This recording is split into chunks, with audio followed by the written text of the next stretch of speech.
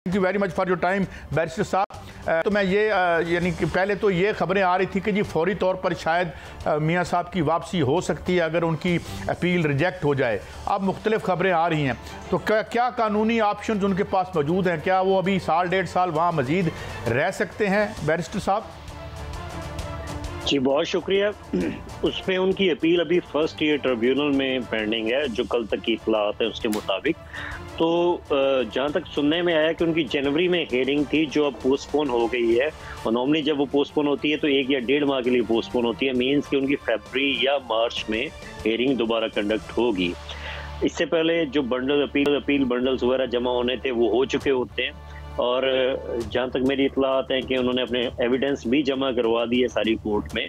अब जज उस पर फैसला करेगा कि आया कि उनकी एविडेंस इतनी क्रेडिबल है कि जिसकी बेस पे उनको यहाँ पे वीज़ा दिया जाए उनकी मेडिकल ग्राउंड्स की बेस पे, जो कि पहले रिजेक्ट हो चुका था। इसी वजह से ये अपील अब पेंडिंग है। अगर जज को इनके वकला कायल करने में कामयाब हो जाते हैं कि अपील जो डॉक्यूमेंट है, जो डॉक्यूमेंट्री एविडेंस इस किस्म की है कि ये पाकिस्तान ट्रैवल नहीं कर सकते और पाकिस्तान में सेहत की उनको वो सहूलियात मुहैया या मैसर नहीं होंगी जो यहाँ पे मैसर होंगी, उसमें काफ़ी स्ट्रिक्ट थ्रेश होल्ड होता है। तो ऐसी सूरत में अगर वो कामयाब हो जाते हैं तो अपील अलाउ हो जाएगी और इनको वीज़ा मिल जाएगा यहाँ पे, जो 2.5 साल का वीज़ा होगा।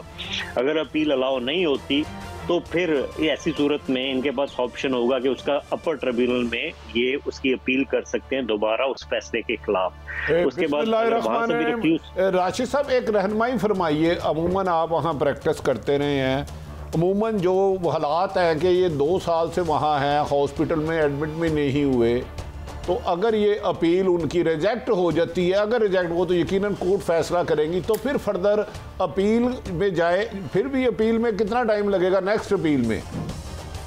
देखिए उसमें केस शुरू होने से लेकर आखिर तक 1 से 1.5 साल का अरसा लग जाता है। अभी जैसे इनकी अपील हेयरिंग आई हुई थी, अब वो पोस्टपोन हो गई, अर्जन हो गई है, तो इस वजह से थोड़ा सा और ज़्यादा टाइम लगेगा। तो इसमें बेसिकली 2 से 3 अपील राइट्स होते हैं जो इन्होंने एग्जॉस्ट करने होते हैं।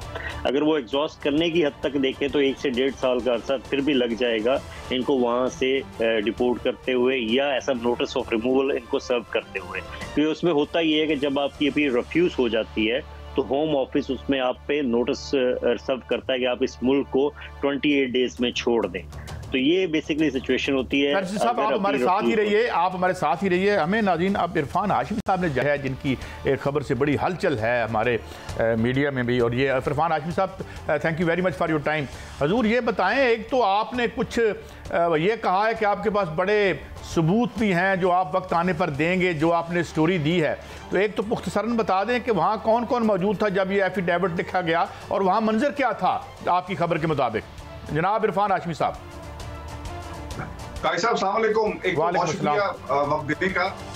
सर बरतानिया में काई साहब आप बगैर किसी सबूत के कोई खबर नहीं कर सकते, आपको उसके लीगल एस्पेक्ट्स देखने पड़ते हैं। अगर आप साबित ना कर पाए सोर्सेज की सिक्योरिटी का मामला कि आपका सोर्स जो है वो सिक्योर रखना है, जो एविडेंस हमारे पास है उसमें बड़ा वाजे ये पता चलता है कि जहां पर ये काम हुआ, नोटराइज हुए, और कदरी साहब खुद कहते हैं कि इन लोगों के तासुर से जो रिएक्शन था एक अब उनमें डिटेल्स कौन सी हैं आप खुद इसमें, क्योंकि मैं फैक्ट्स के ऊपर बात कर रहा हूं, मैं कोई ऐसी बात नहीं करना चाहता जो एविडेंस के अंदर मौजूद नहीं है।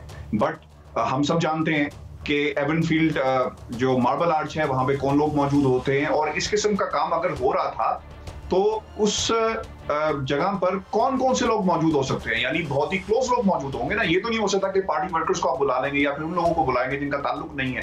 तो आई थिंक हमें उस रूट पर, उस सतह पर देखना पड़ेगा कि कौन से ऐसे लोग थे जो करीब हैं। बट द एविडेंस सजेस्ट, जो हमने रिपोर्ट भी किया, लेकिन मैं आपको बता दूं भाई साहब, मैं आगे चलकर नाम भी जो है उनके रिलीज करूंगा बहुत जल्दी।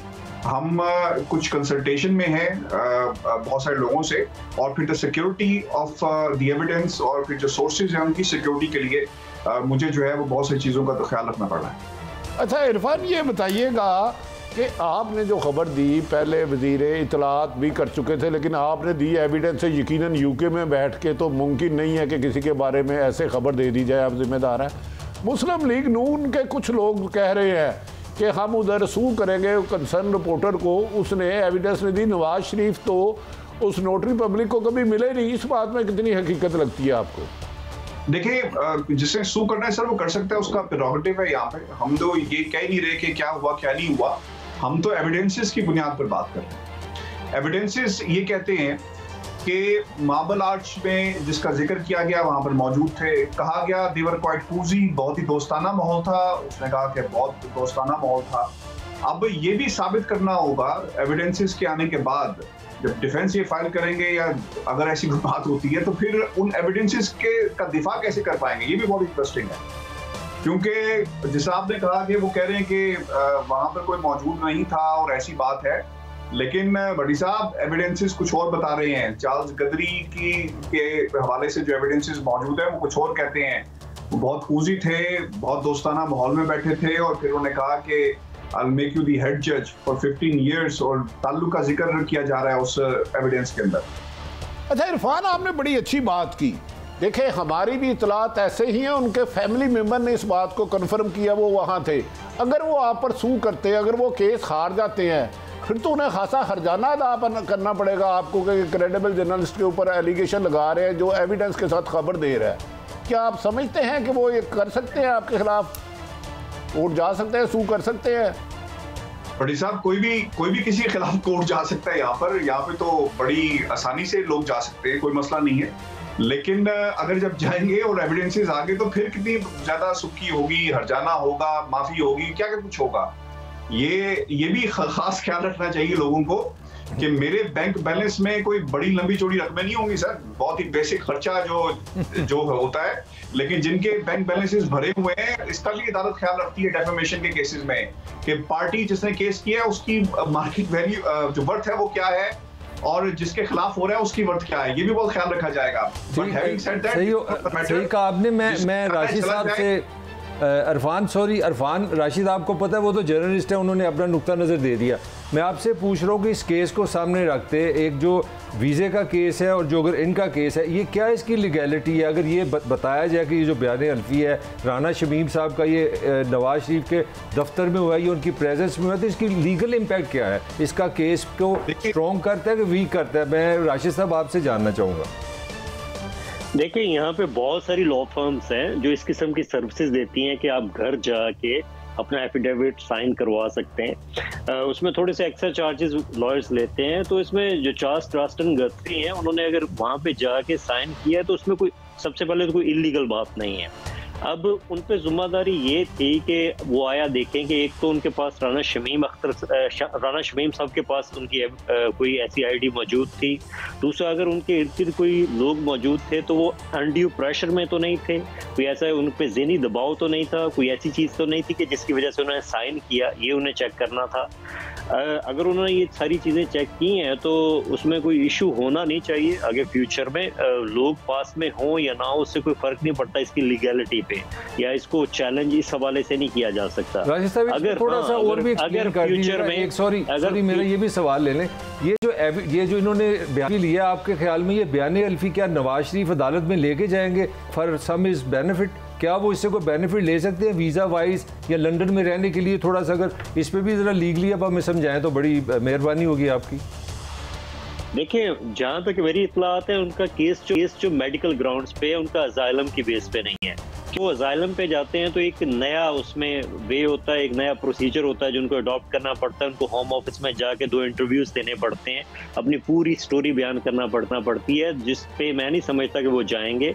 इस वजह से ये जो बयान हल्फी है, जो स्टेटमेंट ऑन ओथ इन्होंने दी है राना शमीम ने, इसका कोई बहुत ज़्यादा असर उनके यहाँ के केस पे नहीं पड़ेगा। हाँ, पाकिस्तान के हवाले से जो है कोर्ट्स, उनका एक अलग चीज़ है, वो अगर इसकी बेस पे कोई फैसला करना चाहें तो वो एक अलग टॉपिक होगा। लेकिन यहाँ पे इस बयान हल्फी की बेस पे कोई इशू नहीं हो सकता। बाकी एक और बात मैं आपके दोस्त से सिर्फ कहना चाहूँगा कि अगर कल को कहीं पे ये बयान हल्फी चैलेंज होता है और उसमें राना शमीम इस पे स्टैंड लेते हैं कि ये मैंने अपने साउंड माइंडेड हैसियत में इसको साइन किया था, तो मेरा नहीं ख्याल कि उससे कोई फ़र्क पड़ेगा या इसकी जो आप कह लें हैसियत, उस पर कोई सवाल उठ सकता है अगर वो इस पे स्टैंड करते हैं। अच्छा नहीं राशिद साहब, में सबमिशन है यूके में तो यकीनन आप ठीक कह रहे हैं, लेकिन पाकिस्तान में एक तासर है, ये कहा जा रहा है कि नवाज शरीफ साहब ने एक साजिश करके मुबैना तौर पर उन्हें लंदन बनाया। तो इधर की अदालत में तो फिर वो जो पाकिस्तान की अदालत को नवाज शरीफ साहब या राना शमीम साहब बदनाम करना चाह रहे थे, टारगेट करना चाह रहे थे, इधर की अदालतों में तो एक्सपोज हो जाएंगे। तो फिर इरफान तो उनको ले बैठा, अगर इधर की अदालतों में ये कन्फर्म हो जाता है, उधर की अदालतों का नहीं। नवाज शरीफ की मौजूदगी में राना शमीम साहब ने वो एफिडेविट किया और उसका मकसद 3 साल पुराने चीफ जस्टिस पर इल्ज़ाम लगाना था। तो पाकिस्तान की अदालतों में तो फिर मेरा ख्याल है मियाँ साहब का केस और गड़बड़ हो जाएगी। देखिए, पाकिस्तान की अदालतों के हवाले से मैं इस हवाले से राय इस वजह से नहीं दे सकता कि मैं यहाँ पे प्रैक्टिस कर रहा हूँ यूके में बहुत अरसे से, बहुत ज़्यादा अरसे से।